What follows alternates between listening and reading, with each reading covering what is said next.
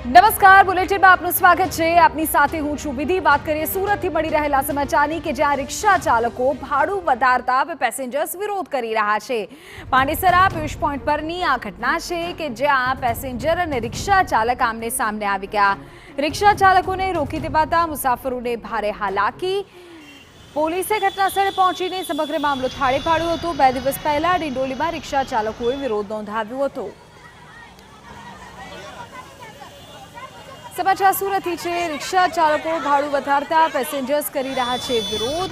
आ घटना में आपने बतावी रहा है ते પાંડેસરા विस्तारना पीयूष पॉइंट विस्तारनी घटना है। पेसेंजर और रिक्शा चालक आमने सामने આવી ગયા। બોલાચાલીના દ્રશ્યો સર્જાયા। रिक्शा ચાલકોને રોકી દેવાતા મુસાફરો ભારે હાલાકીનો સામનો કરી રહ્યા છે।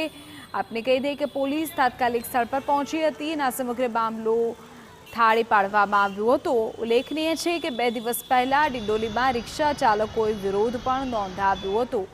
તો મૂળ તો ભાડાને લઈને આ સંપૂર્ણ પ્રશ્ન છે અને તેને જ લઈને સામાન્ય જે પેસેન્જર્સ છે, મુસાફરો છે, તેઓ અને રિક્ષા ચાલકો વચ્ચે બોલાચાલી પણ થઈ હતી। વિરોધના દ્રશ્યો મુસાફરોના સામે આવ્યા હતા। તેની વચ્ચે ટ્રાફિક જામ પણ થયો।